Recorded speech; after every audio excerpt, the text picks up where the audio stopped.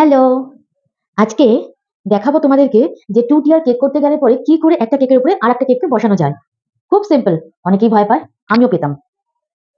তো কেকটা আমি ওভারনাইট সেট করে নিয়েছি। কারণ এই মেইন যে স্পঞ্জটা রয়েছে, মেইন যে পার্টটা রয়েছে সবার নিচে যেটা থাকবে, সেটা যদি ঠিকঠাক মতো সেট না হয়, এর উপরে যখনই আমি কেক বসাবো এটা ভেঙে যাবে। এর উপরে সেই লোডটা নিতে পারবে না। তো এটাকেও আমি ওভারনাইট সোক করে নিয়েছি। সোক না, সরি, সেট করে নিয়েছি। আর এটাকেও আমি ওভারনাইট সেট করে নিয়েছি।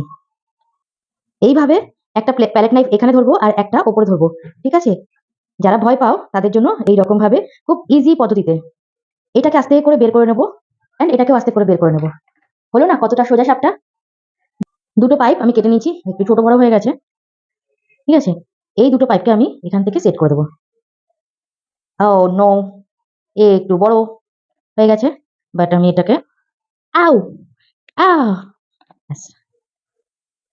ঢুকিয়ে দিলাম। আর এটা মনে একদম ঠিকঠাক মাপ হয়েছিল। তো এটাকেও কিন্তু আমি সেম ভাবে ঢুকিয়ে দেবো আর একটা পাইপের মাথাটাকে দিয়ে। এটাও একটু বড়ই হয়ে গেছে, বাট কোনো অসুবিধা নেই, এর উপরে তো ডেকোরেশন হবেই, তখন কিন্তু এটা বুঝে যাবে। ওকে।